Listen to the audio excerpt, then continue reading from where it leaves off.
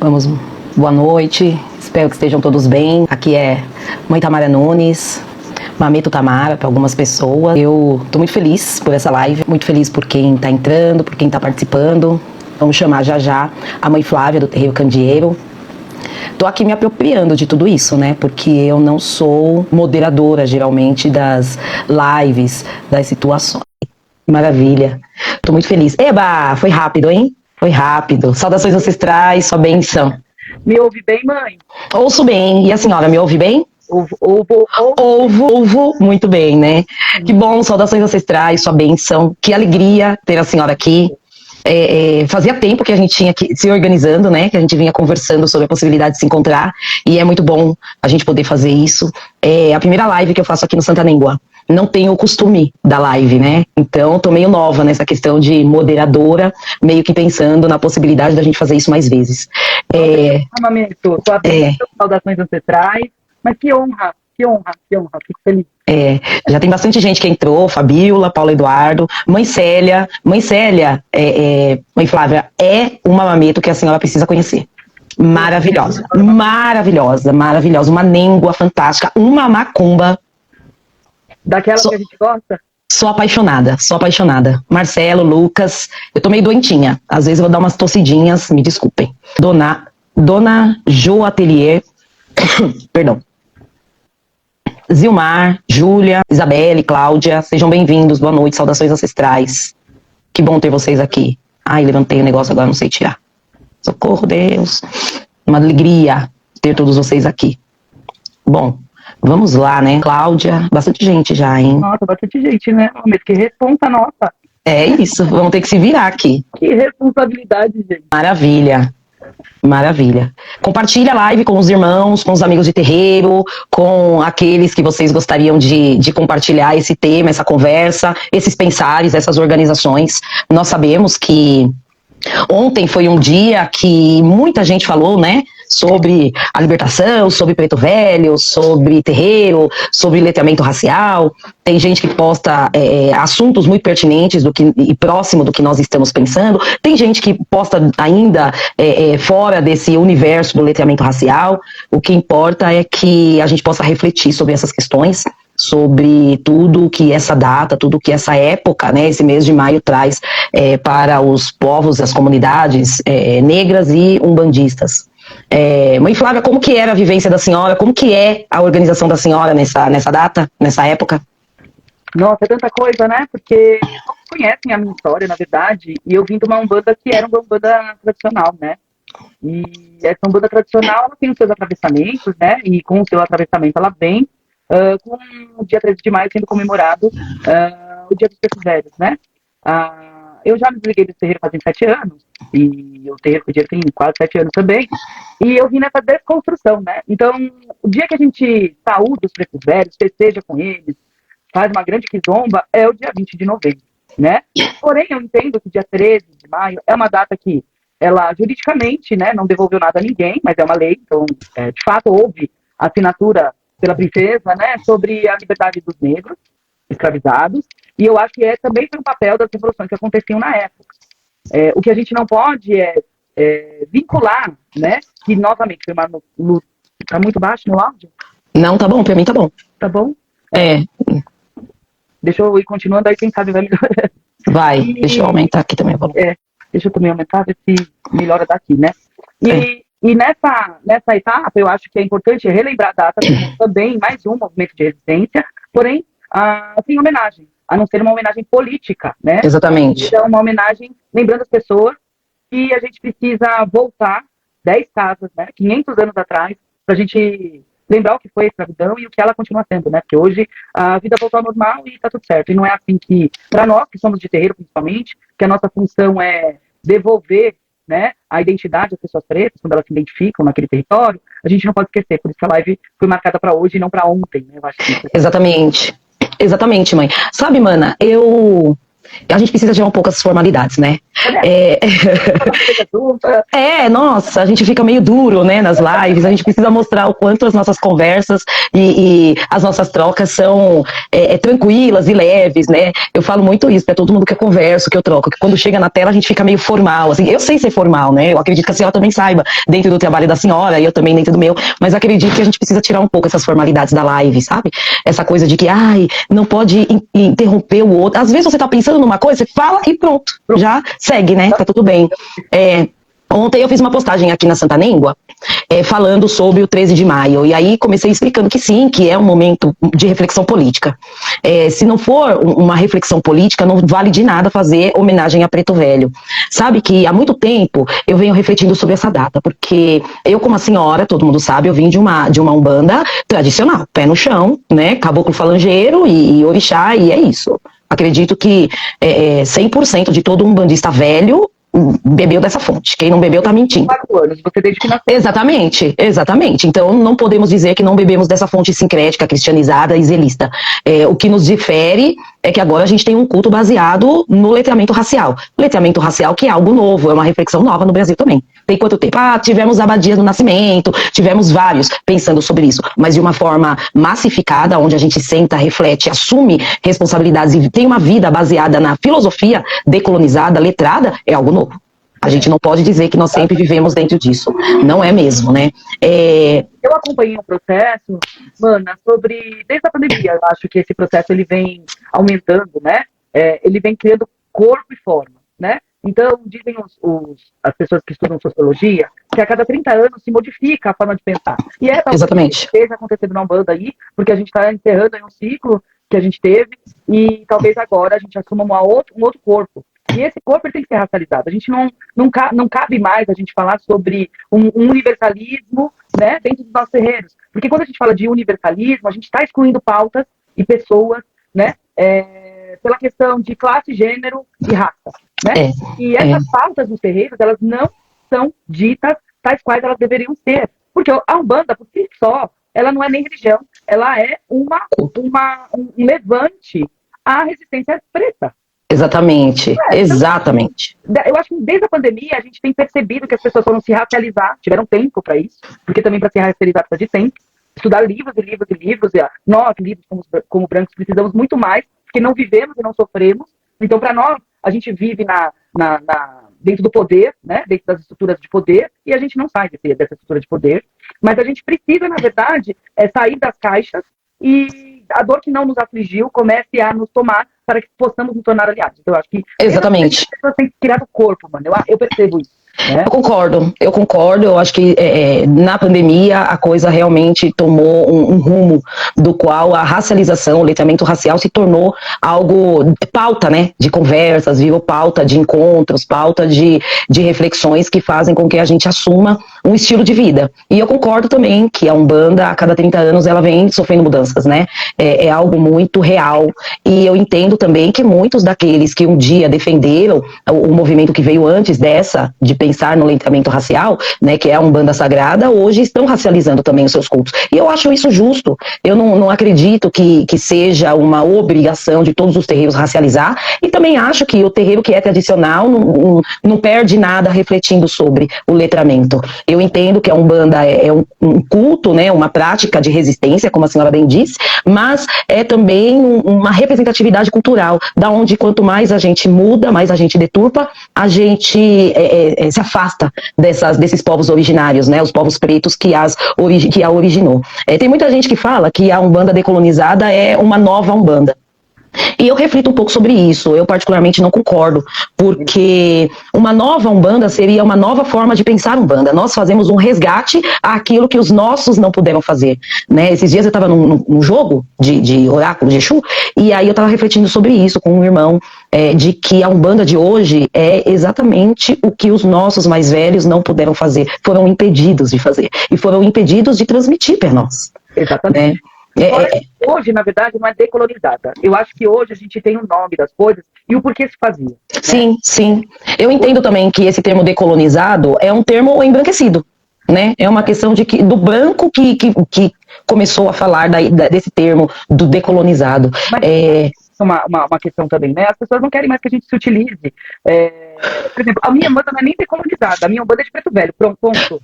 A sua é da... A minha macumba é uma macumba de preto. Eu falo que eu faço macumba, não faço umbanda, né? O problema é que quando a gente deixa de falar umbanda, e aí eu penso muito sobre isso, quando a gente deixa de falar umbanda, a gente entrega esse nome àqueles que ainda não pensaram no letramento racial, né? Eu digo sempre que eu me sinto uma mulher macumbeira, minhas tias falavam, né? Tamara macumbeirinha.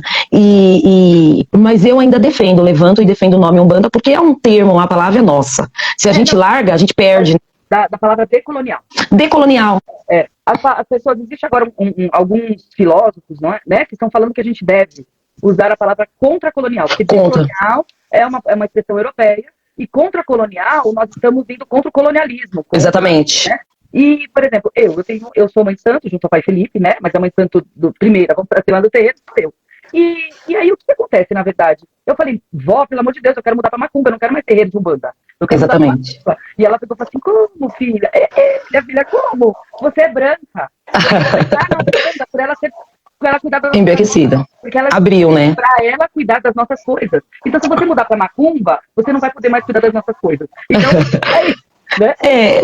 Eu acho que hoje em dia, umbanda, macumba, candomblé, nação, cabe a todos, né? Todos aqueles que possuem letramento racial e saibam o seu lugar. Ser antirracista e ser um contra-colonialista independe de cor, de raça, de idade ou de credo. Eu entendo que tudo é uma questão da gente se colocar num mundo mais justo, né? Mais equânime. Essa é a necessidade da gente tornar a Umbanda mais equânime, porque ela não é. A gente não lida a Umbanda com equidade. A Umbanda se tornou aquela cujo o branco manda e a mulher preta está na cantina. Né? Um negócio maluco que a gente precisa reorganizar. E a gente toca em feridas que as pessoas não querem, né? Justamente por conta de ter uma cultura dominante. A gente acha que é a natureza da sociedade. E a natureza da sociedade se constrói com a vivência. A nossa vivência primeiro que mulher não tem que estar na cozinha ou lavando banheiro. Exatamente. Os homens lá na nossa casa, os homens da banho, praticamente. Ele não está sentado lá esperando a mulher varrer o chão, fala, pode levantar, vai lá limpar. Porque isso é uma a gente não está preparando o solo para nós aqui, a gente está estruturando o solo para quem vier depois. Porque o que se perdeu também da Umbanda é a raiz. Hoje, quando você vai conversar com alguns pais, fala, de onde você surgiu, né? E a gente percebe que não existe a raiz, né? Não existe aquela ligação de que eu vim da minha avó, do meu avô, do não sei o que, fui passando de geração em geração. Hoje a gente percebe que nasce do nada, e aí dentro desse nada vai baixando os e-books, vai baixando as coisas na internet, vai praticando e vai sofrendo. Porque a macumba mesmo, não é essa macumba que as pessoas pensam que de fato é. Ela tem que ter uma sustentação, uma base. Exatamente. Ela tem a questão, né, dos povos Níger-Congo, que são povos Bantu, porque Sim. Os africanos não gostam da expressão Bantu. Não, porque é colonial também, né? Colonial, foi cunhado por um alemão, né? Sim, sim. Mas eu falo assim, os povos Níger-Congo, eles trouxeram tecnologias da ciclicidade. Quanto mais a gente se afasta da nossa raiz, mais longe nós estamos das nossas forças. Então, quando a gente fala que não tem raiz, é porque você está distante das suas forças. E Exatamente. Neste ponto de estar longe das suas raízes, automaticamente longe dos povos pretos e longe das pessoas que devem estar na evidência do terreiro, que não somos nós, lidos como branco. Exatamente. Aí o preto velho fica branco, né? Então, mas eu já ouvi preto velho falar, eu sou branco velho, pode me chamar assim. Eu falei, então o senhor pode levantar, por favor? Porque que o senhor não pode trabalhar? Exatamente. O branco velho vai fazer numa linha de preto velho. Não, também porque se ele é branco, ele não vê a cultura preta como uma cultura aceitável, né? Porque dentro da ancestralidade, num olhar embranquecido, pretos indígenas não eram nem gente. Como que tinha cultura, né? Um olhar embranquecido achava senzala um chiqueiro de porcos, né? E aí como que um espírito branco vai manifestar num espaço que tem pé no chão, tambor, terra, comida de preto, fala de preto, cultura de preto? Não tem condição, né? Não tem condição. São coisas que a gente precisa sempre repetir. É importante. Falando, mãe Flávia, vamos à essência da coisa, né? E assim, a gente precisa fazer mais lives para falar sobre essas reflexões, porque eu acho que isso é muito mais fundamento de Umbanda, sabe? Às vezes a gente fica procurando algum tema, tudo, às vezes a gente abrir e bater um papo, é super importante, super legal. Eu fico muito feliz por isso. Eu fiz uma postagem ontem, como eu estava falando, dizendo que, sim, é político, mas eu disse também... Foi no seu ritmo, né? Você sabe que... Sério? Ela me manda coisa para estudo, para estudo no WhatsApp, depois ela me chama no Instagram, depois a gente troca alguma coisa. E depois ela bota no Instagram, quando eu vejo ela tá... É o mesmo assunto em várias plataformas, né? Eu preciso me fechar numa plataforma só. A senhora tá certa. É assim. A questão de vários pensamentos, que você vai juntando tudo, mas são assuntos diferentes que eu tenho que parar e pensar, porque eu sou branca. Eu não posso pensar como branca. Então, e aí, de repente, ela aparece com 1000 postagens, eu não consigo. Às vezes eu entro lá, quando começo a ler, de repente já postou outra coisa. Já postei. Então, é isso. É uma postagem por dia. É uma postagem por dia que tá tendo uma sequência, né? Eu comecei falando sobre as correntes, então falei sobre Pombogira, e aí vim falando sobre os outros, falei sobre Exu, e aí falei sobre Cigano e Malandro, que foi dificílimo, porque o senso comum, como a gente estava falando, o senso comum na Umbanda, ela é embranquecida. Então a gente rema muito contra a maré, né? As pessoas vêm dizendo coisas assim, e aí eu tenho falado de caboclo, e caboclo tá sofrido, porque eu tenho... Você quebrar a estrutura. Furar bolhas, tá difícil porque as pessoas têm um afeto, nós somos brasileiros, nós moramos na terra de caboclo, de povos indígenas, e falar sobre isso é muito complicado porque mexe com o brio, né, com a alegria, com a felicidade, com a identidade do umbandista. Falar sobre caboclo é muito difícil. Eu fiz uma postagem esses dias que foi complicadíssimo, tomei banho de erva até, pra ver se eu ia conseguir aguentar essa postagem, né, que era falando que, na verdade, o termo caboclo de pena não existe. E caboclo de pena não existir não quer dizer que o seu caboclo flecheiro, que o seu pena branca não existe na Umbanda. Na verdade, o que não existe é esse termo, porque se ele é de mata, ele não é caboclo. Caboclo é o que saiu da mata, né? O que tem herança, mas que não está na mata, está na vila, né? Está catequizado com sangue indígena, o miscigenado, como a gente chama, né? E aí vem aqueles termos antigos do cafuso, do mulato, né? Então, tudo isso do caboclo. Entendem que é um olhar. É um olhar. É um olhar. Se cutucou uma feridinha, ela vai estudar. Vai estudar. Vai olhar. Exatamente. E tem muita gente que fala assim, manda mensagem falando, você prega uma verdade. Eu não posso pregar uma mentira ou uma dúvida. Se eu estou falando sobre o que eu pesquisei, o que eu vivi, o que eu corri atrás, o que eu fui constatando ao longo do tempo da minha vivência, eu não posso constatar uma mentira, mas eu explico no texto a verdade. As pessoas não leem a legenda, porque a legenda é o curso. O pessoal me chama falando, quando você vai dar o curso? Eu falo, pega a primeira postagem lá do ano passado, da Santa Nêngua, e vai lendo todas as legendas. Você vai ter o seu curso. Agora, as pessoas querem o quê? Mastigado. As pessoas querem... Também, a gente tem que entender que é interessante que o Instagram, por exemplo, algo rápido, dinâmico, que prenda atenção. Ou Exatamente. Está acelerando o tempo de vida nosso contra aquilo que a gente precisa, de fato, fazer, que é parar o tempo para que a gente tenha tempo para nós. E exatamente. E ocidentalizado olhando o quê? O tempo do relógio. O tempo de que a gente tem que... A mesma coisa quando eu vou explicar sobre o cronograma Bacombo. Eu falo, nascer, crescer, morrer. A gente nasce já pensando quando a gente vai morrer. Exatamente. Você vai cair, você vai morrer. Cuidado que não saia a noite que você vai ser assassinado. E a gente passa a vida pensando como vai ser a morte, né? A gente nasce, cresce e morre pensando na morte. E exatamente. A gente não sabe o que é isso, né? A gente não sabe como que funciona isso. Como funciona, como é, então, pensar a vida como cíclica, como algo que a gente tem que voltar à nossa raiz. Né? O pessoal não pratica sankofa, né? Exatamente. Não pratica sankofa. E às vezes você vai falar de sankofa, ela vem a militante falar de raça. Não é questão de militante, é que eu estou num terreiro, sou lida como branca, mas eu procuro, meu terreiro ainda é muito embranquecido, perto do que deveria é muito. Eu reconheço, porque não teria como ser diferente se eu sou branca. O que eu estou tentando é um processo, e esse processo não seria natural se não fosse eu aceitar e eu colocar. A minha sorte é que o pai Felipe é preto, homem preto, e ele tá sempre ali no meu pé, né? E tá certo. Assim, a gente tá a todo momento, eu tô todo momento me fiscalizando, porque eu colocar alguma coisa sem sentido vai dar problema. Esse resgate é um processo para todo mundo, ninguém tá fora desse processo, é importante dizer. Então, eu tava falando, e aí a gente vai mudando, nossa conversa é muito boa. Eu tava falando sobre a postagem. Mas na próxima a gente podia, né? Quem sabe, falar sobre outras coisas, a gente tomava uma.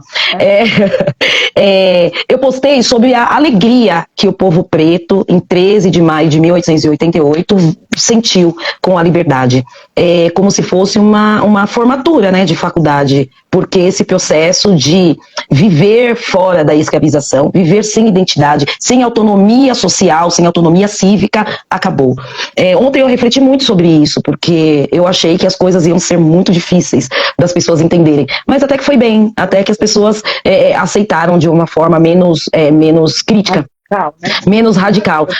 Não sei o que você acha, mana, mas assim, a questão do Zé, tudo bem que ele pegue, tá tudo certo. Uhum. Né?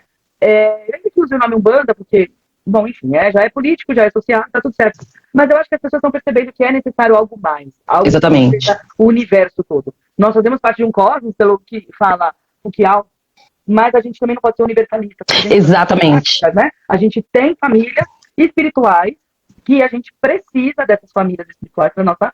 Claro, eu concordo plenamente. Eu conversei bastante até com o Tata André, do Umbanda de Verdade, a gente falou ontem sobre isso, e ele concorda também com esse nosso pensar, do quanto que o povo preto ficou feliz no dia 13. E o que eu entendo é que as dificuldades, elas mudaram. As dificuldades mudaram, de ser escravizado para ser um negro liberto e sem reparação histórica, né? As dificuldades mudaram.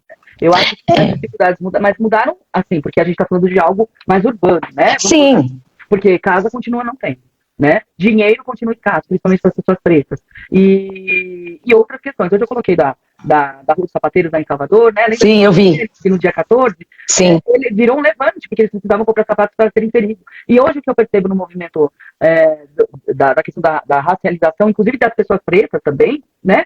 Elas não aceitam mais menos do que elas merecem.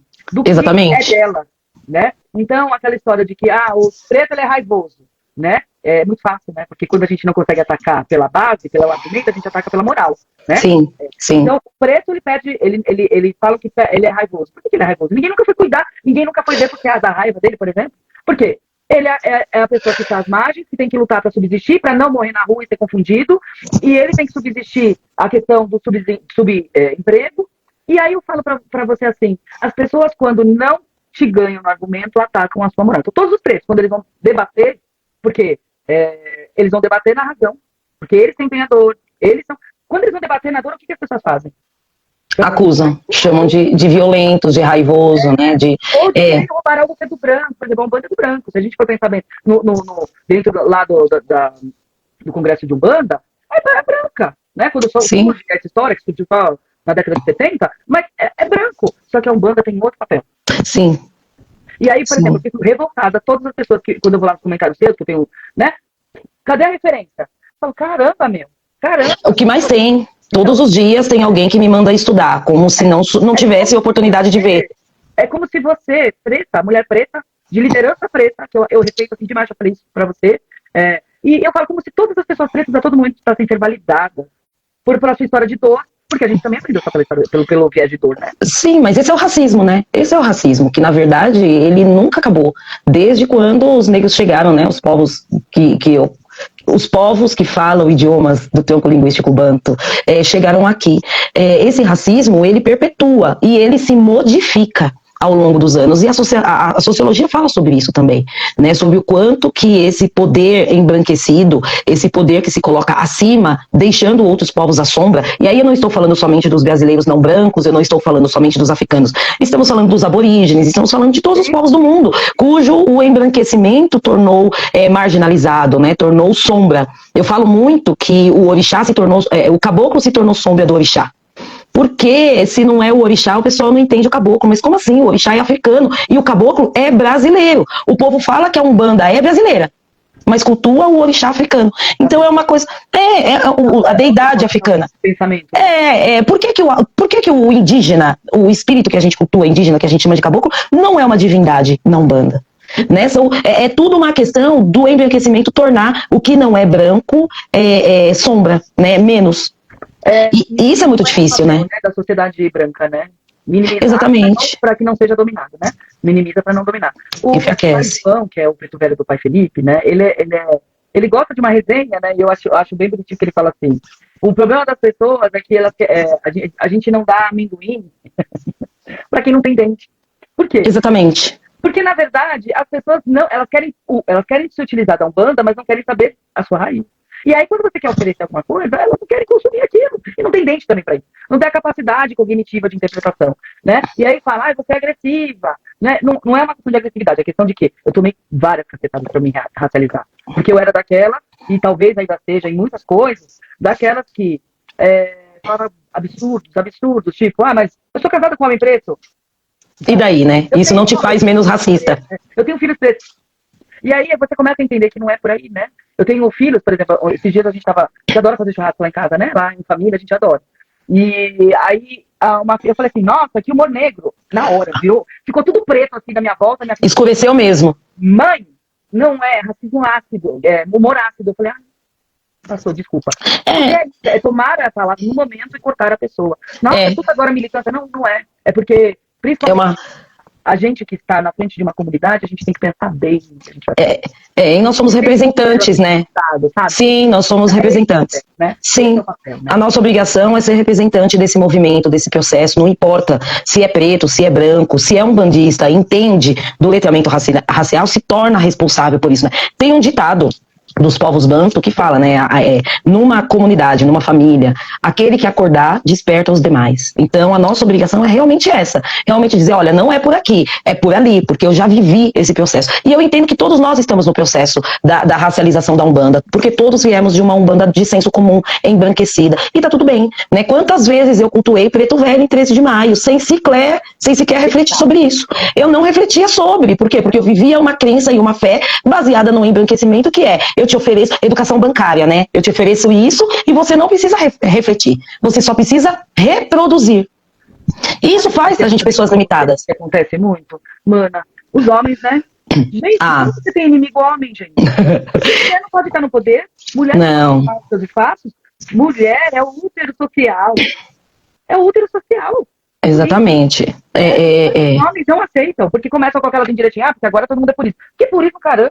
Desculpa, gente. Nunca foi puro, né? Não existe ser puro no Brasil, tão plural. E exatamente. Está falando aqui na região sudeste, no nordeste de outra forma. Eles não exatamente. fazem nem live, porque eles vão estar lá pitando o seu cachimbo, vão estar lá conversando com as pessoas de uma outra forma, de outro tipo de relacionamento, né? Também porque o tempo é diferente, né? O tempo é diferente em cada região, né? Eu, por exemplo, eu trabalho das 7 às 7, eu sei que a senhora trabalha até tarde da noite. Então, é um tempo diferente. Quando que a gente para conversar, para pitar o nosso cachimbo, para fumar um charuto, tomar uma e conversar sobre Umbanda? É muito difícil para nós, né? Eu falo que agora para eu encontrar alguém, eu tenho que riscar a minha agenda e dizer, olha, aqui eu vou em tal lugar, então eu não posso atender ninguém, não vivo de mais nada, a não ser experienciar a vida, porque senão a gente fica preso realmente nessas questões e a gente se torna preso numa rotina.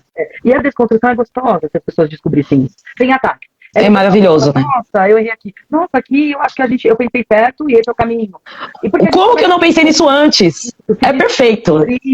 Né? E as pessoas têm sei, elas começam a chilicar quando falam em desconstrução. A desconstrução não é só religiosa, não é só de fé. A desconstrução, nossa, é de pessoa. Eu não sou a Flávia quando eu tive meu primeiro casamento, não mais. Eu fui me desconstruindo. Então, essas questões de desconstrução, as pessoas têm um nome, tem um negócio, e eu falo, tem que se desconstruir para que você possa entrar, esvaziar a caixa, sabe? Para entrar algo novo. A gente tem que se refazer. Parece que é tudo purismo, parece que agora a palavra é decolonial e parece que agora tudo tem que ser desconstruído. Não é desconstruir, é você olhar sobre outros viés, né?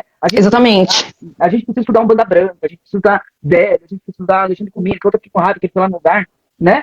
Falar, porque eu achei que ontem era alguém que devesse ir, alguém mais, né?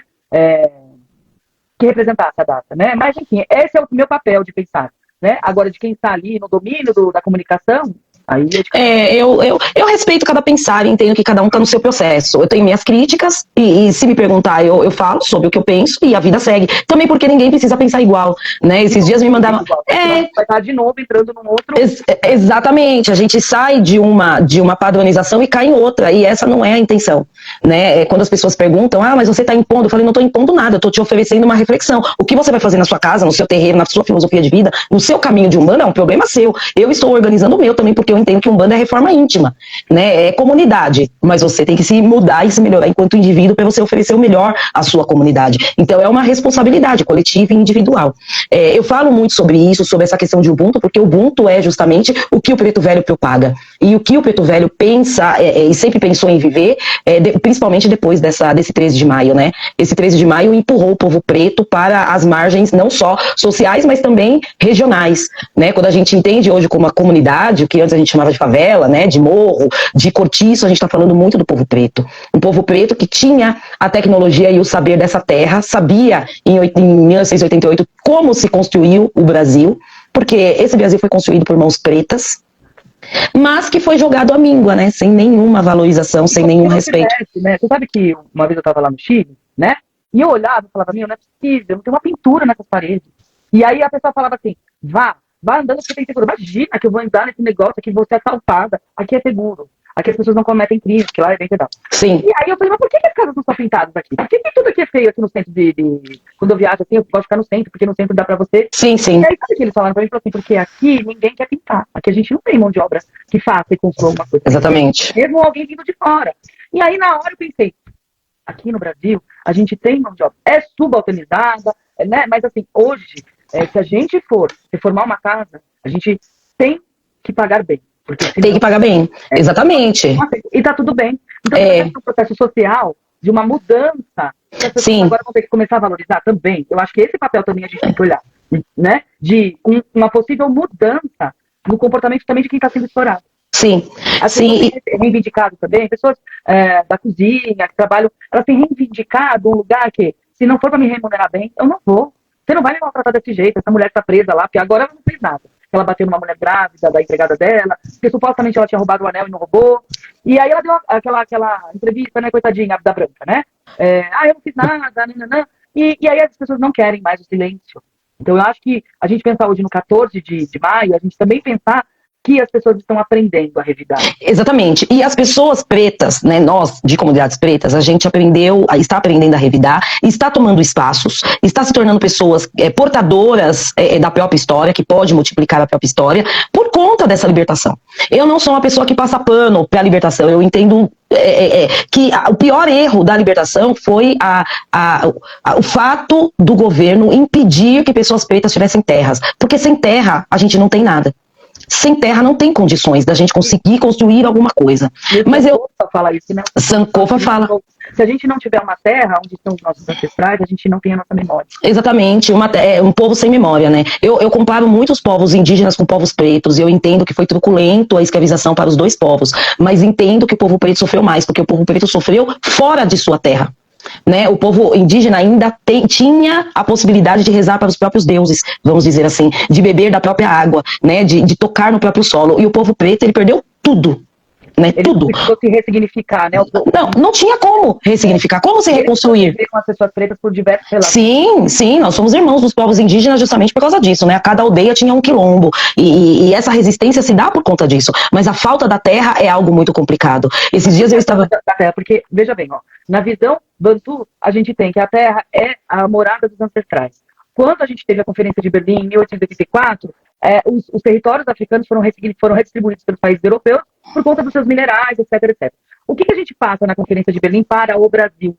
Eles simplesmente apagaram a história do continente africano, dividindo o território por suas riquezas, e destruíram a história do povo banto que estava ali. Os seus ancestrais enterrados era da onde eles prestavam culto. Exatamente. O Brasil não tem terra. E aí, sem terra, eles se perdem na questão de ter um espaço para louvar. A ancestralidade. E até hoje. Por isso que muitas pessoas pretas sofrem o banzo da maafa desse tráfico. Exatamente. De negreiro. Por quê? Porque não tem terra, não tem onde você construir a sua história. E não ter terra, não construir a sua história, o povo preto, pela sua essência, perde o quê? A sua raiz. Perde sua referência, perde sua identidade. Né? E quando o povo preto é liberto e é marginalizado, ele começa a se reinventar. Começa a se reinventar dentro dessa necessidade, dentro dessa dificuldade, dentro dessa falta de reparação histórica. E eu acredito, né, e estava refletindo sobre isso ontem, de que a nossa ascensão vem justamente por conta dessa libertação. Uma libertação torta, uma libertação horrorosa, uma libertação triste, mas que deu a oportunidade da gente sair da senzala. Porque a senzala impedia o povo preto de fazer qualquer coisa. Impedia o povo preto de fazer qualquer coisa. Nós vivemos quase 400 anos escravizados, e nós estamos há 100 e poucos anos, né, livres. Eu não posso dizer que houve um... aqueles que têm sorte, tem 3 gerações aí que passaram, né, no território brasileiro, senão não tem. Não. E aí, onde a gente fala da memória ancestral, é exatamente neste ponto. Quando a gente fala da memória ancestral, Sim. Tem 3 gerações no máximo que eles têm de memória. Eu branca, lida como branca com os privilégios e tudo mais, eu consigo identificar a ancestralidade até 1400 e pouco, né? Mas, e o povo preto não tem? O povo preto não tem. E aí o povo preto se agarra aonde? Justamente ao terreiro de Umbanda. Porque abraça o preto velho, porque abraça o baiano, porque abraça o Exu, porque eles se tornam a referência ancestral. E aí quando esse preto velho...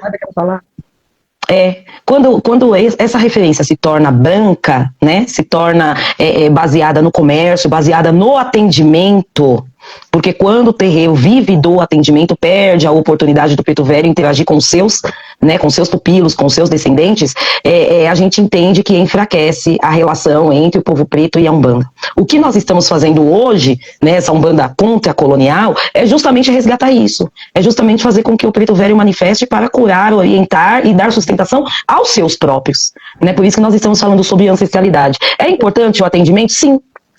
Mas ninguém dá o que não tem.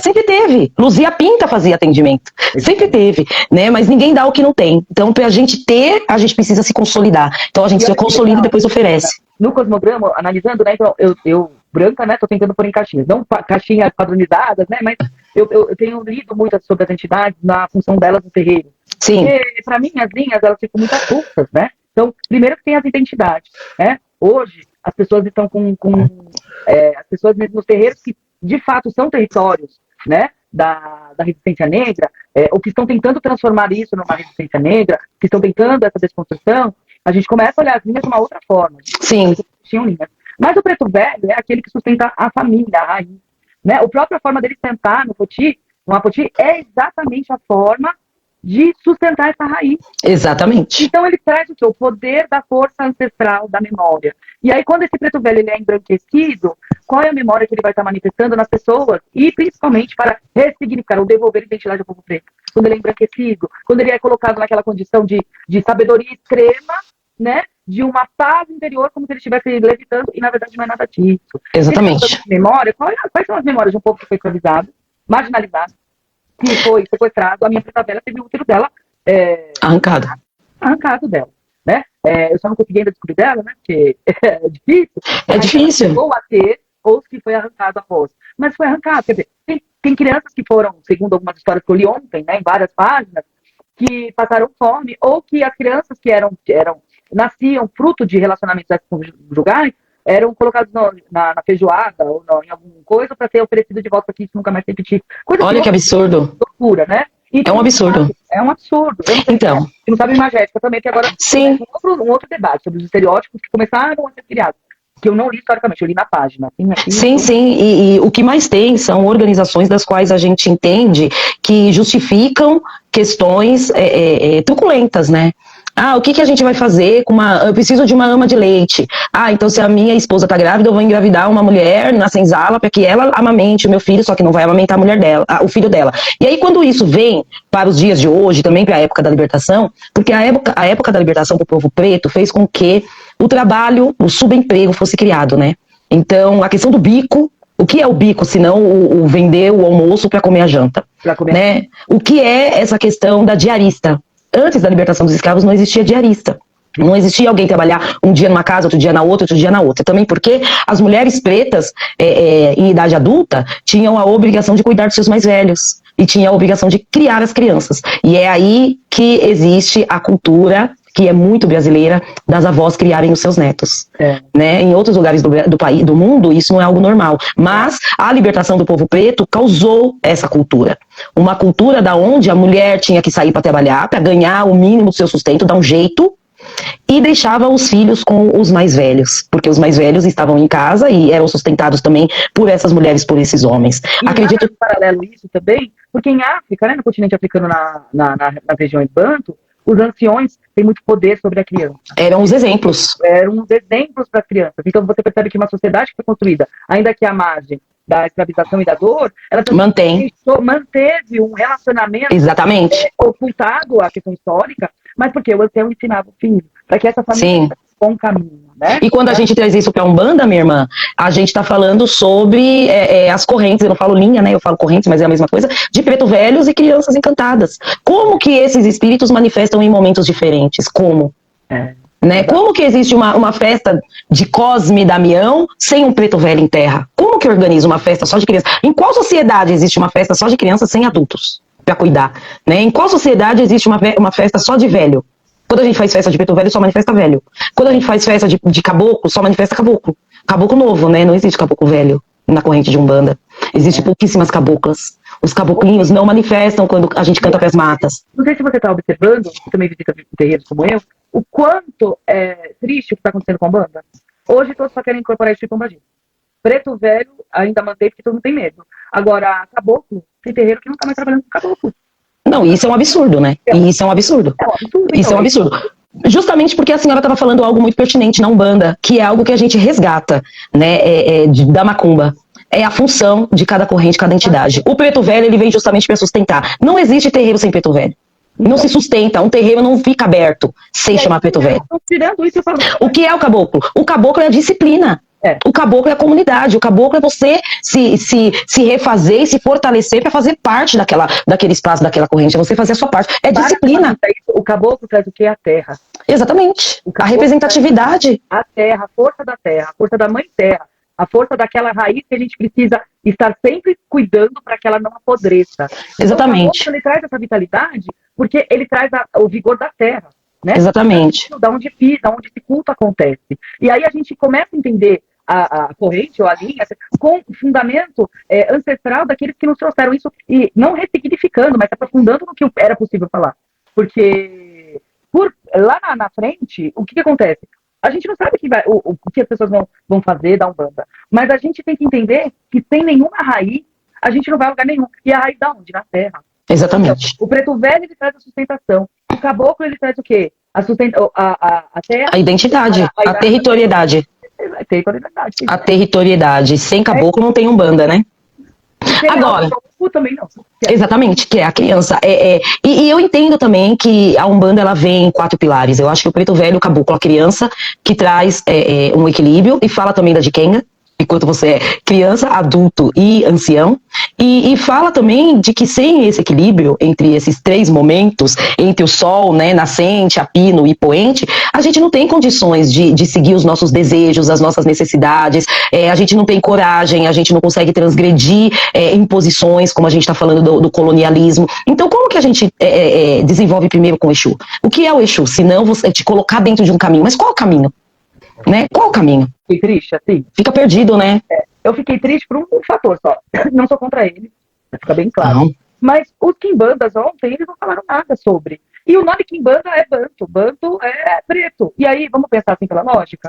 Por que ninguém falou nada? Só porque culto Exu e Pombagira? Ah, porque em África não tem Exu e Pombagira. Mas aí a gente tá falando de solo brasileiro, que é um movimento de resistência. Umbanda, arte de curar. Quimbanda é aquele que cura. Aquele que faz Umbanda. Aquele que aplica medicina. E aí Sim. eu falo, tem que o sair disso para ir para a Quimbanda, para cultuar Exu, eu acho uma escolha. Mas não que isso não se torne algo político, eu fico pensando. Não estou ainda com uma, né? Eu fico pensando. Você pensa alguma coisa nisso? Eu adoro uma quimbanda, né? Eu tenho muito desejo de pactuar, quem sabe um dia. Se Zambi permitir, quem sabe um dia. Eu tenho a impressão de que a quimbanda ainda não tomou um rumo político, um rumo de reflexão política, coisa que a Umbanda já vem tomando. A Quimbanda, ela ainda está nessa questão de tornar A Quimbanda está embranquecendo, né? Ainda está naquele momento da Umbanda lá de Saraceni, está vivendo agora isso. Ela está embranquecendo e abrindo as suas portas para quem quiser vir, cultos com 300 pessoas, 150, 200 pessoas, aquela coisa toda, né? Venha quem quiser. Então é tudo uma questão de viver esse processo. Ainda tem essa questão de saber se a Quimbanda é europeia, Exu, maioral, demons, essas coisas todas. Então eu acho que é uma reflexão que vai vivendo dentro de um processo. Eu acho que daqui a pouco as coisas vão se assentar e eles vão começar a pensar mais politicamente, ter essa reflexão política, porque Exu é político, Pombogira é política, mas eu entendo que Exu e Pombogira se sustenta dentro de um culto, tá tudo bem, não precisa de preto velho? Não precisa de preto velho, mas o fato de ser político, porque se a gente pensar bem, espiritualmente, quem lutou pela liberdade foi muito Exu e Pombogira, todas as liberdades são, e até hoje, Pombogira é daquela que fala, acende ali e faz o seu pedido, o que você quer? A gente não pede. Quem movimenta, né? Quem te movimenta? Quem fez as pessoas escravizadas se movimentar? Quem são os transgressores? Quem são os transgressores que fizeram todo esse levante? Contra a colonização. Exatamente. Sabe? Contra a colonização. Os que põem você para se movimentar. Então, espíritos verdadeiros, corajosos, pra frente, que luta, que queima a casa mesmo, que queima tudo mesmo, corram, sabe? Vivam, vão pra frente, faz o que você quer, se quer viver aqui, não, vai embora, sabe? E aí falta um pouco. O espírito que trabalha. Né? E qual a identidade desse espírito? Tem aquele que é o marinheiro, que é aquele que ofertou, sei lá, sua força de trabalho para alimentar uma comunidade, por exemplo. E tem aqueles que se revoltaram e que foram aqueles que fizeram levantes nos quilombos e que vamos guerrear e vamos vencer e sejamos alguém.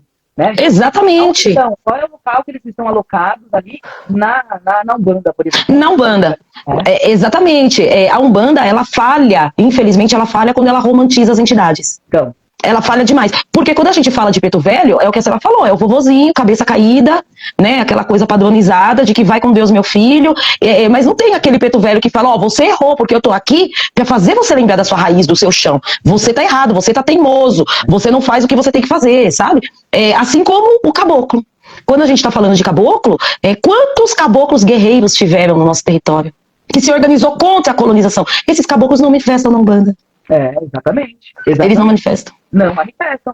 Cadê o caboclo que come carne? Não, ele não manifesta. Não manifesta, né? A romantização toda, não tem. Eles não aparecem, né? Eles não têm liberdade. Alguns caboclos já se apareceram, mas assim, é o que eu tô te falando, tem muitos terreiros de Umbanda tirando caboclo. Porque caboclo foi tratado como aquele que cura, né? Aquele que cura. Só ele conhece de erva, só ele que faz. E não é isso, né? Não é nem essa função do caboclo, né? Não é esse projeto que tem de apagar essas identidades é muito potente quando a gente fala de uma Umbanda embranquecida. Quando a gente fala de uma Umbanda que não está trazendo a identidade dos espíritos e a gente ainda está discutindo sobre a presença de Orixá. Padilha lá da França não é, e assim sucessivamente. Quando aparece o nome dos Exus estranhos, Exu Formiga, por exemplo. O negócio ferve, né? Nossa, o negócio ferve, porque daí de Exu, bomba. Até nos terrenos, até no meu terreno. Se você faz uma gira de caboclo, vão pouquíssimas pessoas. Você vai numa gira de preto velho, vão menos pessoas. De Exu... Lota. Por quê? Porque as pessoas têm... você teve em casa, você viu ali na festa de Ogum que a gente fez e povos de rua. Tava cheio. Por quê? Porque as pessoas querem a mironga, querem... E assim, não é que as pessoas não tenham o direito de escolher onde elas vão. Mas não apenas entender que Exu e Pombagira é aquele que vai te levantar para se movimentar. Mas quem vai te dar o caminho para você se movimentar? Porque ele vai te dar. Agora, quem vai te falar, olha, ele te deu, mas cuidado por esse caminho que ele não te sustenta. Vai por ali, é o preto velho. Não dá sustentação. E nem disciplina para você viver o que você ganhou. Se você não tem disciplina, se você não tem sustentação, não adianta você ganhar nada. Você pode ganhar 1 milhão. Você vai perder. Aí pega o Exu e fala, Exu é a moral. Ele fala, você quer caminho, eu vou te dar. Pronto, ele pagou, eu tô te dando. Deu. Tá aí. Ele fala, não vai por aí. Você já pensou nas consequências? Ele vai te dar consciência. Exatamente. Às vezes muitos vão abrigar caminhos, né? Mas eu ainda acho que essa potencialidade, ela vem de acordo com a cor da pele, né? Porque Exu e Pombogira foram entidades muito bem embranquecidas. Então, uma coisa que é muito potente na Umbanda, que não reflete o letramento racial ainda, né? Essa Umbanda embranquecida, é a forma com que existe a adaptação do culto para que o culto atenda às crenças daqueles que não são negros. Então, ter um preto velho branco massageia o ego dessas pessoas, fica palatável, né? Eu posso ir. Por que eu posso ir? Porque lá tem um ancestral que é meu, ele é branco. A Maria Padilha tá lá, ela é branca. O Tranca-Rua tá lá e ele é branco. Então, quando a gente tá falando sobre Umbanda, a gente tá falando muito sobre raça primeiro. Muito sobre raça primeiro. Nós estamos falando sobre a dificuldade que as pessoas brancas têm de entender que muitas pessoas encarceradas, que são pretas, têm Ogum como protetores. E aí, pensa uma coisa comigo. Uma dos valores civilizatórios dos povos Bantu, Níger, Congo, é exatamente a hospitalidade. Então, a Umbanda, por si só, também ela é acolhedora. O que a gente tem que reivindicar é o protagonismo exatamente. da hospitalidade. Porque isso. O ser hospitaleiro é trazer pessoas para se curarem. Antigamente, né, e lá em África, é chamado cultos de aflição. Sim. A gente faz a cura das aflições das pessoas. Então, a Umbanda, ela atrai as pessoas pelo seu acolhimento e outra, por uma raiz hospitaleira dos povos Bantu. Sim. E o que acontece? O branco pega, o caucasiano foi tudo dentro da caixinha e fala, então tá, então eu sou branco, então vai me aceitar do jeito que eu sou. E não é sobre isso. Você aceita do jeito que você é, você se afasta do que a gente falou no começo? Do DIG, né, que é o sempre. Exatamente. O programa que você vai, quanto mais longe do centro, da nossa raiz, mais longe a gente vai estar o quê? Da essência maior. Sim. Mas eu acho que são também cosmologias, né? Formas de vida, de ver o mundo e a vida de forma diferente. Porque o caucasiano, o europeu, ele é um dominador. Então, ele vive da dominação. Então, quanto mais o branco dominar, mais poder ele tem. E os povos não brancos, eles têm outras visões de mundo e de vida. Né? Não é à toa que os povos indígenas aqui chamam o chão que a gente pisa de mãe terra. Então eles não querem saber se são terras raras, se tem ouro ou se não tem. Eles querem saber que é ali que eles nasceram, é ali que os seus ancestrais estão enterrados, é ali que vem a água, é dali que vem a comida, é dali que vem o animal que ele caça e come, é dali. Então a terra é mãe por quê? Porque a mãe sustenta e acolhe. Diferente da dominação do pensar embranquecido, que a terra ela é fonte de riqueza, de poder e dominação. Então esse choque, ele é muito difícil na relação das pessoas. E isso se dá dentro do terreiro também. Dentro do terreiro o que mais tem são pessoas, infelizmente, que ainda não refletem sobre o letramento e que expõem dentro do terreiro seus pensares embranquecidos e racistas, infelizmente. É o que mais tem. Ninguém quer ter um preto velho, um boiadeiro preto, por exemplo. Ninguém quer ter uma pombogira preta. Pombogiras pretas não existem mais. Aquelas que usam a sua saia de chita, aquelas que usam o seu lenço de chita, aquelas que bebem um bom marafo, que fumam um bom cigarro branco, um bom cachimbo. Não tem mais. Por quê? Porque o olhar embranquecido fez com que os terreiros tivessem a necessidade de embranquecer suas entidades também, para justificar. Eu estou aqui porque o meu ancestral também está. Então, e também não é só isso, né? Os elementos de trabalho também é uma coisa absurda, né?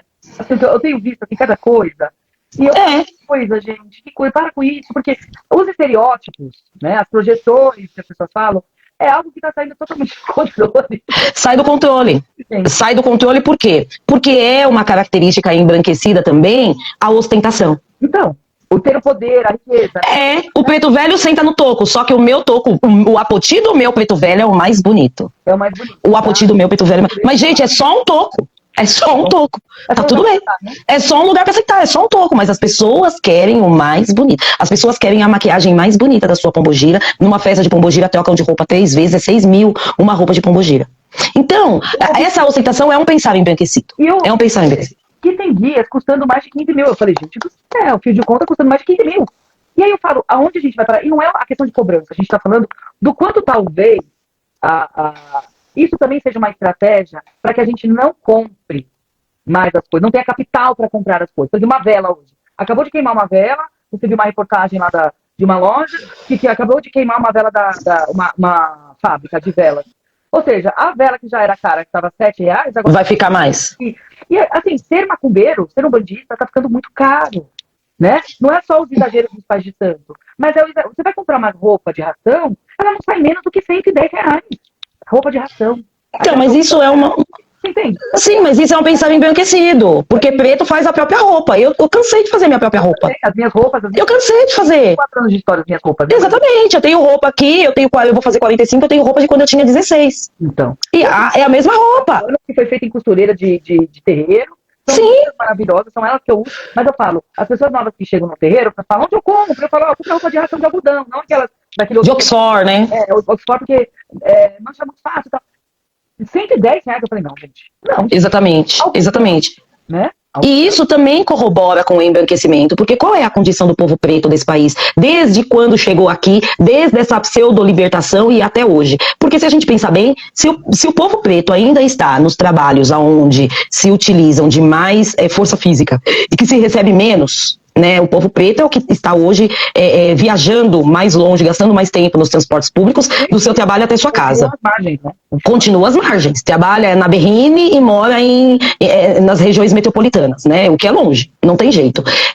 Como que vai ter tempo para fazer a própria roupa, de comprar o próprio tecido, de organizar o seu próprio terreiro, de ter a sua própria terra? Aonde que o povo preto consegue comprar uma terrinha? Ah, mas não é só o povo preto, também tem branco em terreiro alugado. Eu sei que tem. Claro, todo mundo sabe que tem, mas nós estamos falando da possibilidade do privilégio.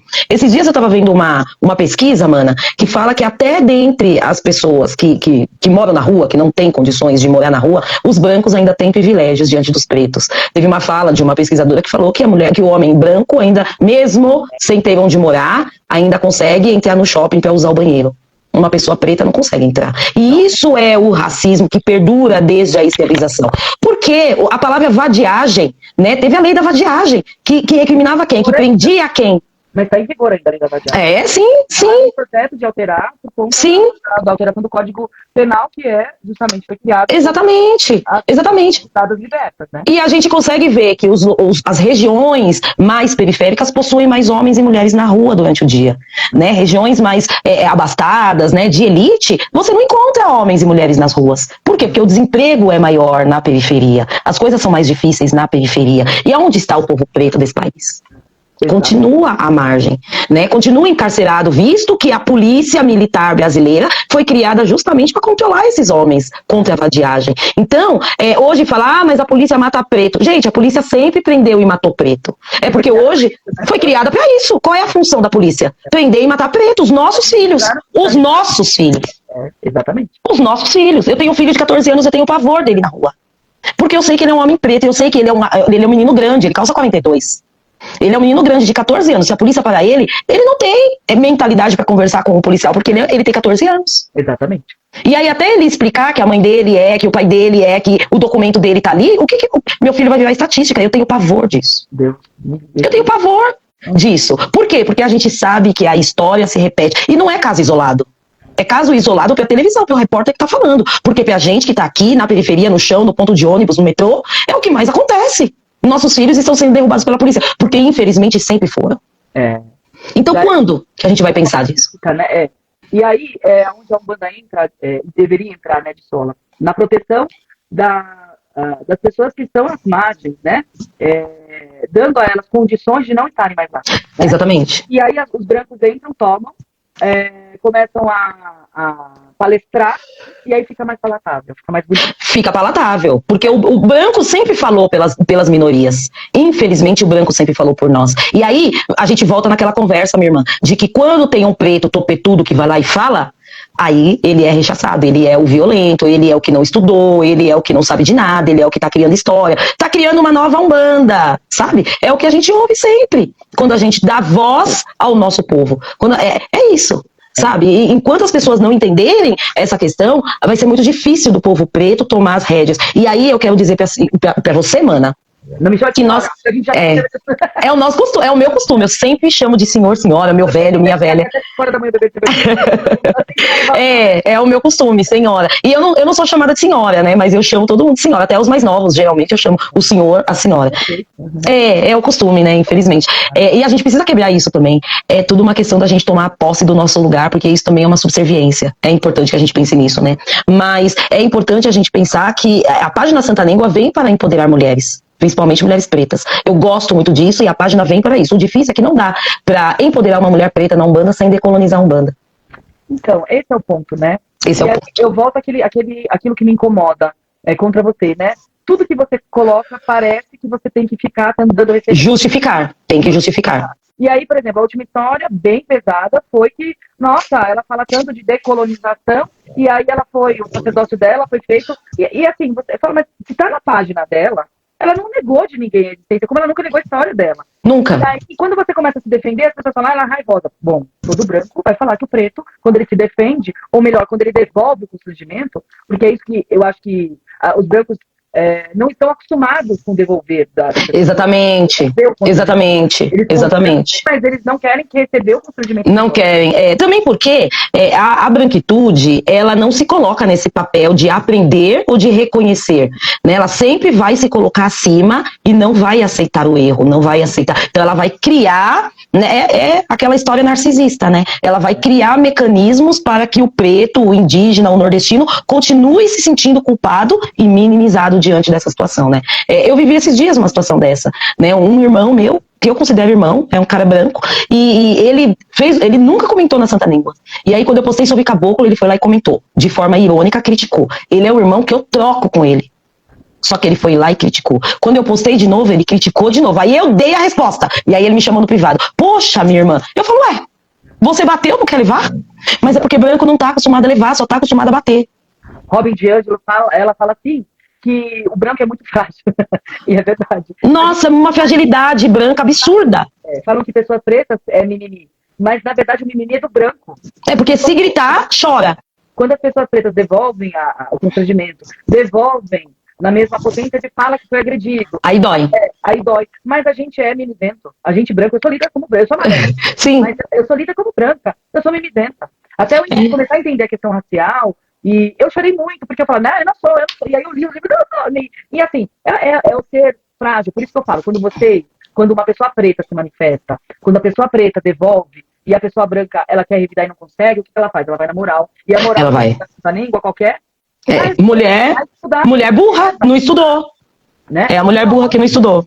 Também porque a branquitude está acostumada com a mulher preta serviçal. Então, a mulher preta empoderada, que fala sobre a própria história, que faz as próprias escolhas, é algo inconcebível para o povo branco, sabe? Em muitos lugares, quando eu falo, eu sou uma mulher letrada, eu fiz mestrado, mas você nem parece tão preta, você nem tem traços de mulher preta. Como assim?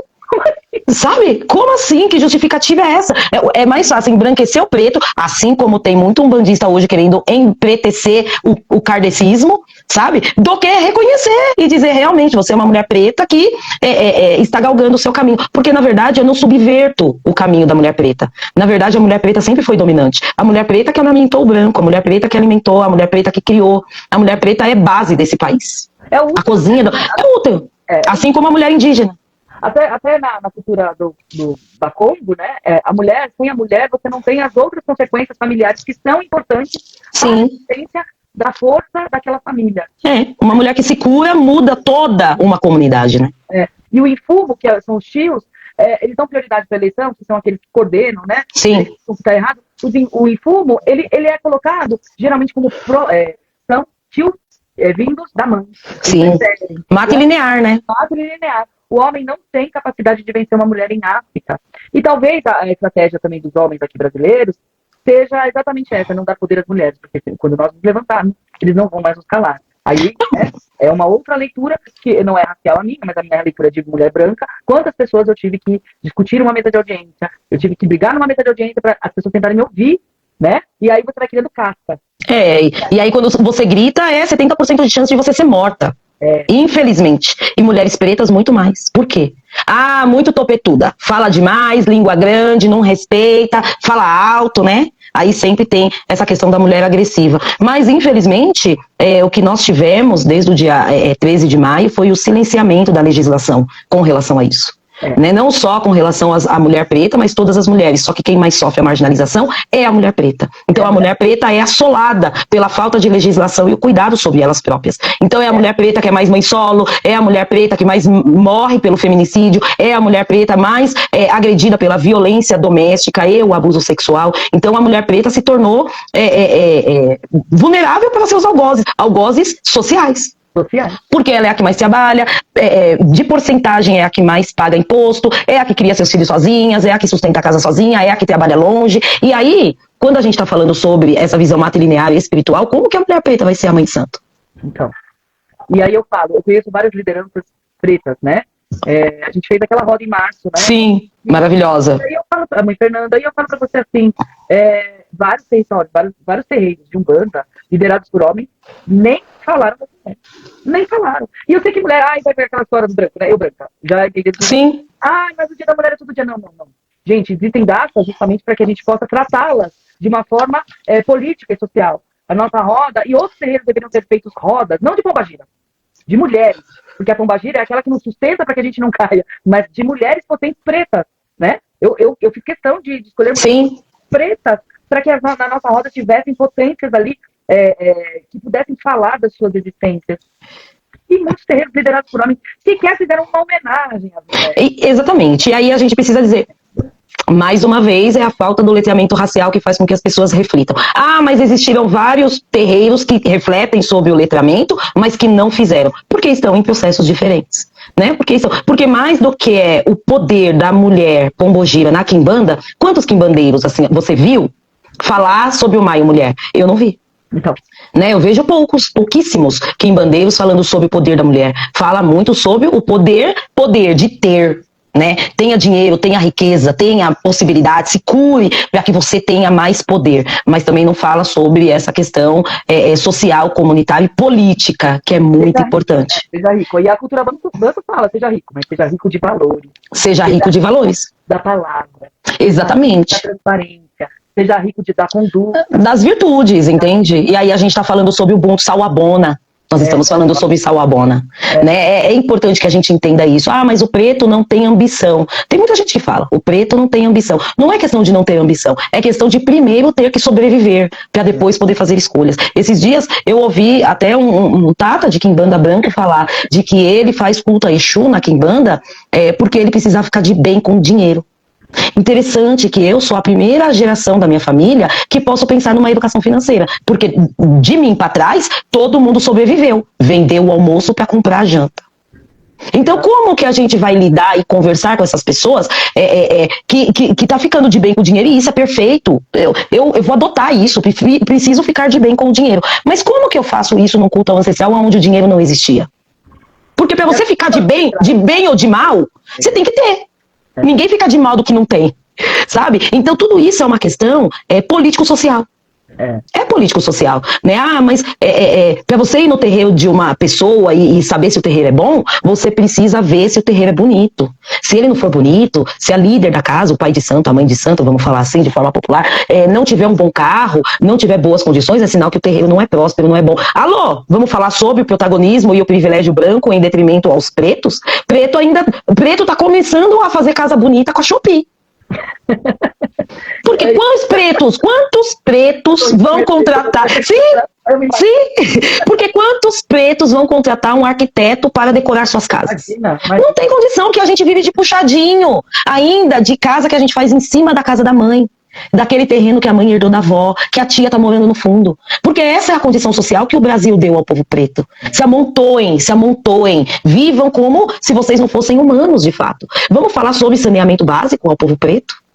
Qual é o saneamento básico que o povo... Desde quando? A minha bisavó, antes de morrer, ela realizou um sonho, que era tomar banho de chuveiro. Minha bisavó morreu com quase 80 anos. A mãe da minha avó. A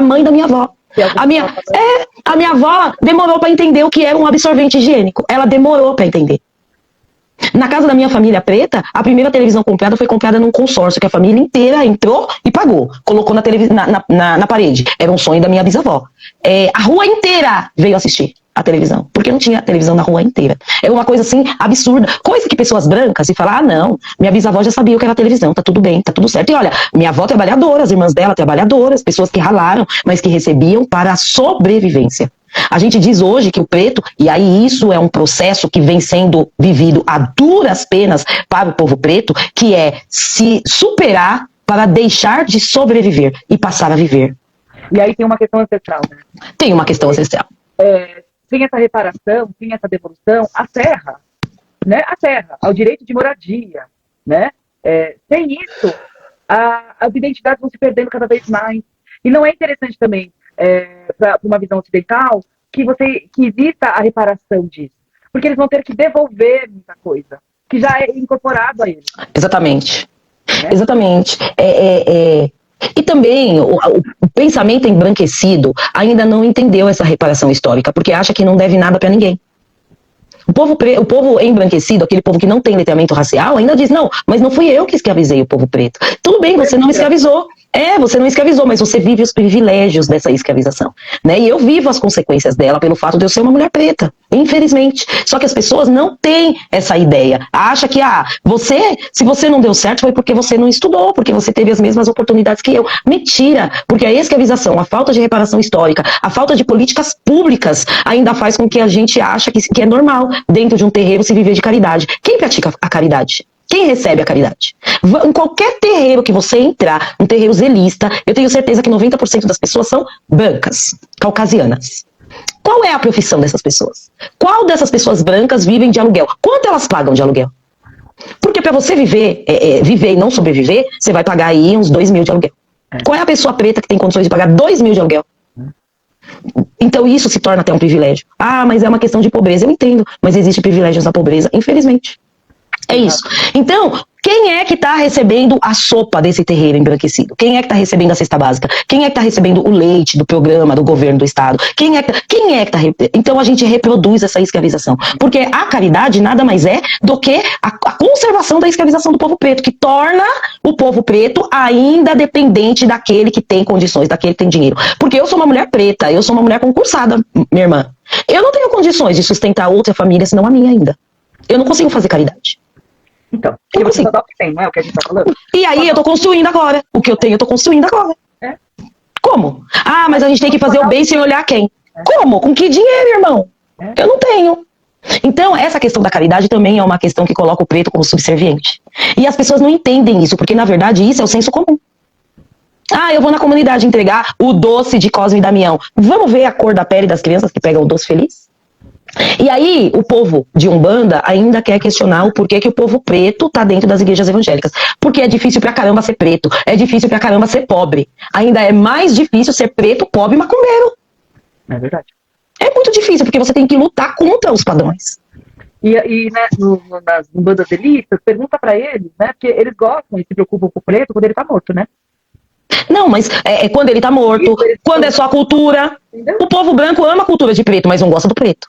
Do preto morto, né? É. O povo vive, eles não estão preocupados. Não, imagina. Saber das questões políticas e públicas. Não. Com essa população, não é? Nada. É exatamente isso. E aí eu falo, quando as pessoas vêm nesse embate de que você quer mudar, a Santa Língua quer fazer, eu falo, é fácil falar de mulher preta, né? Pega toda a responsabilidade que ela está jogando nas costas dela para tentar trazer um pouco de lucidez, e não é mudança, é lucidez, e não é purismo, é lucidez, e tenta fazer você. Não faz. O que mais tem é crítica. Aí quando você pergunta, tá, mas o que você pensa sobre? Aí a pessoa some.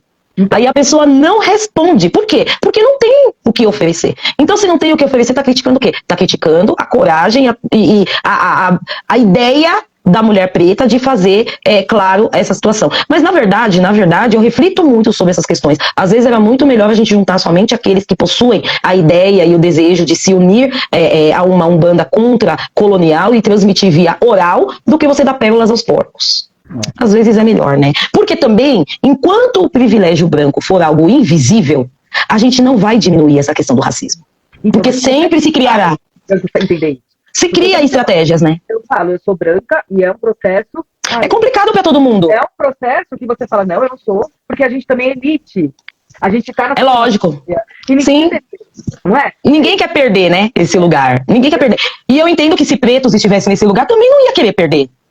Não ia, porque todo mundo que está numa posição dominante não vai dar espaço para o outro, né? Então, na verdade, o preto precisa brigar e galgar, ocupar o espaço brigando. O branco, eu falo, eu sou branca, tenho 51 anos. Até eu chegar nos 51 anos, eu tive mãe, pai, avô, tia, que já me trouxe na estrutura branca. Você tem que romper tradições, você tem que romper, quebrar. E muitas pessoas falam, minha avó fazia assim, eu não vou desfazer. Exatamente. E assim vai, e aí é difícil essa desconstrução pela pessoa branca, porém, não é desculpa. Não é desculpa. Mas não pode ser uma desculpa. Porque a parte... E aí tem muita gente que diz, né? Até o Baba Mário Filho fala, né? Que a ignorância é uma virtude. Porque enquanto você não sabe, você a reproduz. A partir do momento que você toma pé do letramento racial, você se torna responsável pela mudança. Então o que muitos umbandistas fazem? Fingem que não veem, né? E aí vira aquele ciclo que hoje em dia na política a gente tá vendo muito, né? Ah, mas você não tá vendo a corrupção? Não, eu não tô. Ah, mas você não viu que ele roubou as joias? Não, eu não vi. Na verdade, é consciência, não admite. Não, eu não vou admitir isso. Eu vou continuar como eu estou, porque como eu estou é como a minha avó, como a minha mãe fez. E aí eu não tenho obrigações de refletir sobre. Só que aí, como que tá manifestando um preto velho sendo racista? Como que tá manifestando um caboclo sendo a favor da demarcação de terras? Como? Né? E aí são os mesmos povos embranquecidos. Por exemplo, né? Sim. Como que eu tô falando bandido bom é bandido morto se o Exu é a moral? Só que eu amo meu Exu, eu amo minha pombogira. Mas bandido bom é bandido morto, só o bandido preto, porque o bandido branco tá aí, em Brasília, fazendo o que quer, né? Continua fazendo o que quer. Continua aparecendo no Fantástico, justificando porque bateu numa mulher preta. Enquanto isso, a gente tem na porta do nosso terreiro 14 viaturas de polícia pra gente... Exatamente. Por quê? Porque quando a minoria toma consciência do seu poder, aí a branquitude, a dominação do padrão europeu vai utilizar de força para fazer com que você se cale. E aí... possa ter consciência e ser no ano eleitoral. Exatamente. Enquanto a gente não entender isso, e aí eu entendo que essas questões raciais, elas tendem a se tornar mais equânime, né? Mais próxima do ideal. Não acredito que o racismo acabará um dia, nem com os meus netos, nem meus bisnetos, quando a gente tiver mais políticas públicas para isso. E aí a gente precisa entender de que políticas públicas vêm do equilíbrio entre pessoas pretas e brancas no poder, entre homens e mulheres no poder, entre nordestinos e sulistas no poder, entre nortistas e ruralistas no poder. Enquanto a gente não entender isso, as coisas continuarão sendo discrepantes. Continuarão sendo. Infelizmente. Senão fica muito longo, né? Fica muito longa, né? Nossa conversa é muito boa, mas a gente já tem aqui, ó, 1h47 de conversa. Você fala, bastante, né? Fala também, né? A gente vai ter que começar a gravar nossas conversas para postar somente os recortes. Os recortes. Né? Vamos fazer uns podcasts pra gente começar a oferecer os recortes para as pessoas da nossa fala, porque a nossa conversa é muito boa, mano. Né? Tem esse projeto. Temos esse projeto. Vamos fazer com que as coisas funcionem. Colocar essas mulheres pretas para falar, para ensinar sobre economia, sobre gestão de crise, né? Sobre seus corpos, sobre todas as questões raciais. Eu acho que fala, nossa, Flávia, mas você é branca. Eu falo, tudo bem, eu posso não participar, mas eu vou querer. Mas tem letramento racial, e o letramento racial te faz levantar essa bandeira. É muito importante que isso aconteça. Vamos fazer isso. Para te ajudar, eu estarei sempre à disposição. E se você precisar da minha ajuda também, porque preto não precisa de ajuda de branco. Isso a gente, né? A gente precisa da ajuda dos brancos para que os brancos sejam os nossos. Agora inverte a coisa, né? Eu tenho pesquisado muito sobre espíritos de pretos indígenas que fizeram parte das guerras, das revoluções, né? Porque a gente fala muito do caboclo indígena da mata, a gente não fala sobre o caboclo guerreiro. E eu quero muito falar sobre isso.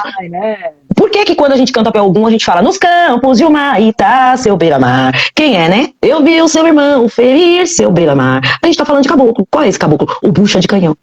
Aquele que foi na frente, né? Então tá na hora a liberdade que não ganhou. A gente sabe que não ganhou. A guerra dos farroupilhas, os pretos se alistaram, lutaram, e os que sobreviveram não ganharam a liberdade, né? Então isso nada mais é do que o bucha de canhão que vai na linha de frente. Então agora as coisas precisam inverter. A gente precisa dos irmãos umbandistas letrados, brancos, que sejam a nossa bucha de canhão, a linha de frente, aquele que vai primeiro e fala, ó, presta atenção, ouve. Porque eu gritar é muito difícil, porque além do machismo, aliás, além do racismo, porque a raça sempre vem primeiro, o fato de eu ser uma mulher preta, eu sou muito mais silenciosa, eu ainda sou uma mulher. Então o racismo e o machismo é algo que assola a voz das mulheres pretas. Então nós precisamos das pessoas brancas que dialogam e conversam conosco para que silenciem os espaços para que a gente possa falar. Enquanto isso não for algo formado à base de parceria, de união, de relacionamento baseado em Ubuntu, as coisas ficaram muito mais difíceis. Eu tenho certeza que a nossa parceria, você sendo uma mulher branca, é vantagem para mim também. É muita vantagem para mim. Você não precisa, você é potente. Eu não preciso porque eu aprendi a gritar. Eu aprendi a gritar. Potente. E mesmo sendo potente, não quer dizer que eu concordo com tudo e você também não concorda com tudo. Claro que não. Claro que não. Bom relacionamento também é feito de divergências, né? É feito de divergências, é feito de diálogo e de a gente se aproximar dentro das nossas ideias, porque isso faz com que a gente enriqueça. O que a gente não pode é endurecer. A gente não endurecer não dá. Só uma fofoca minha da mãe Tamara, a última discussão nossa foi sobre orixá. Ficou amanhã aqui em casa tomando cerveja falando de orixá, né? Mas é isso, porque da mesma forma, a gente converge sobre diversas opiniões. Exatamente. Esse é o nosso papel, de troca. A Umbanda é troca, sem troca não existe Umbanda. Exatamente, isso qualifica ambos os pensamentos, ambas linhas de pensamento, isso faz com que a gente seja pessoas que podemos dizer que estamos aprendendo, porque a gente aprende na diversidade, a gente aprende convergindo, a gente aprende ouvindo o outro. É difícil? É difícil, mas é possível. É possível, e essa parceria faz com que as coisas sejam cada vez mais organizadas, que a gente possa fazer diferente do de lá atrás, né? A gente sabe que muita gente foi descartada, né, nesse caminho de Umbanda, muita gente potente de Umbanda foi descartada. Então, que a gente possa fazer diferente dessa vez, que a gente possa unir os nossos caminhos, se melhorar enquanto umbandistas, pessoas, líderes de terreiros, mulheres, né, principalmente mulheres, porque a gente precisa se dar a mão para ganhar desse patriarcado na Umbanda, porque a Umbanda não foi feita para ter líderes homens. Na verdade, a Umbanda ela é matrilinear, que essa cadeira seja cada vez mais ocupada por mulheres, e para isso a gente precisa se unir. Estou à disposição. Obrigada, Mana. Um beijo. Eu que agradeço. Um monte de gente. A gente vai olhar depois todos os comentários e vamos fazer mais. Vamos ver se a gente se encontra uma vez por mês para falar. Vamos falar sobre o orixá aqui? Gente, muito obrigada a todo mundo que acompanhou. Tem, claro que tem. Sim. E aí a gente trocar, eu acho que foi um papo muito agradável. Sim. Que estiveram aqui, agradeço a oportunidade da Santanengua. É sempre bom minha mana estar com você, falando com você. Estamos juntas. Te ouvindo. Para mim é uma honra te ouvir. Para mim é uma honra estar com você, aprendendo com você. Sigamos juntas. Sim. E que a gente possa criar descobrir mais um Sim. que está se propondo a fazer. Exatamente. Né? Eu sempre falo que nós aqui da Santanengua nós somos bravas, porque nós somos mulheres, mas acessíveis. Bravas, a gente dialoga sobre tudo com todas as pessoas. É um prazer receber você aqui. Você é a primeira Então, sinta-se em casa, quando quiser volte, por favor, vai ser uma alegria inenarrável ter você de novo aqui, minha irmã. E vamos tomar uma cerveja, por favor, tô precisando. Pela madrugada, tô nessa. Vamos combinar uma cerveja pra gente tomar, viu? Um grande abraço. Obrigada a todo mundo, viu? Guarde você pro caminho, e os ancestrais. Aueto, desejo mesmo, minha irmã. Tamo juntas, viu? Um beijo. Beijo. Tchau, tchau. É isso, meus cambas, muito obrigada. Eu vou responder todas as questões aqui, vamos deixar tudo organizadinho, façam perguntas, a página Santa Língua responde todas as mensagens no direct, eu mesma faço isso, vamos nos falando, mande sua mensagem, curta, compartilhe, sigam a página Terreiro Candeeiro da Mãe Flávia, porque é muito potente, é muito importante, nós falamos muito sobre as mesmas coisas. A Mãe Flávia é uma mulher muito potente, que faz com que a gente enriqueça o nosso pensar na Umbanda. Muito obrigada, saudações ancestrais. Tchau, tchau.